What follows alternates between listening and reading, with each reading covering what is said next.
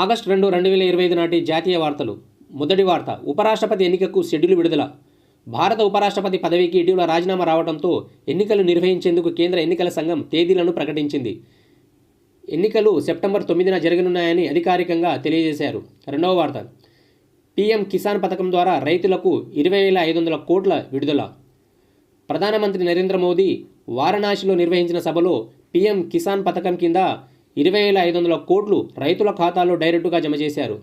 ఈ మొత్తం దేశవ్యాప్తంగా సుమారు 9.7 కోట్లు రైతులకు లబ్ధి చేకూర్చింది. మూడో వార్త, యూపీఐ సేవలపై కొత్త నియమాలు అమల్లోకి వచ్చాయి.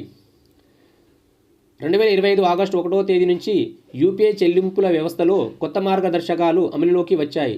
బ్యాలెన్స్ చెక్ పరిమితులు, ఆటోపే సమయాలు, మోసాల నివారణకు సంబంధించి ఈ మార్గదర్శకాల్లో ఉన్నాయి. నాలుగవ వార్త, అమెరికా భారత్ వాణిజ్య సంబంధాల్లో ఉద్రిక్తత. అమెరికా అధ్యక్షుడు డొనాల్డ్ ట్రంప్ భారత ఉత్పత్తులపై 25% దిగుమతి సుంకాన్ని విధించనున్నట్లు ప్రకటించారు. భారత ప్రభుత్వం స్పందిస్తూ అమెరికాతో పరస్పర ఆర్థిక సంబంధాలను జాగ్రత్తగా ముందుకు తీసుకెళ్తామని తెలిపింది.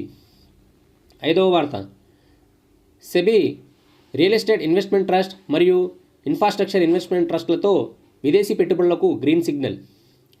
భారత పెట్టుబడి నియంత్రణ సంస్థ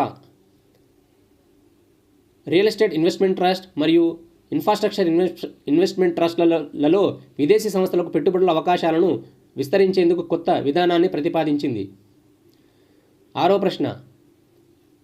ఆరో వార్త, బెంగళూరు చెన్నై ఎక్స్ప్రెస్ వే పూర్తికి సిద్ధం.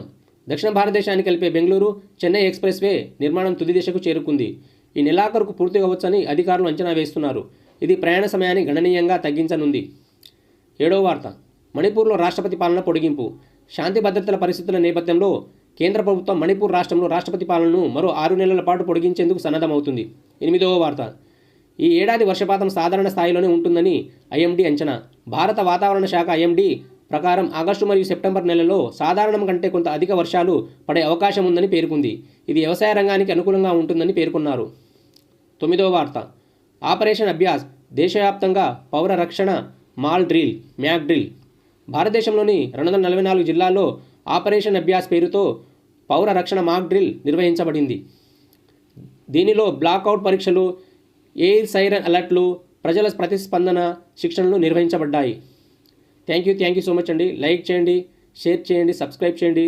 ప్రతిరోజు అంతర్జాతీయ, జాతీయ, రాష్ట్రీయ వార్తలను మీకు అందిస్తూ ఉంటాను. మీ సపోర్ట్ నాకు ఉండాలండి. Thank you.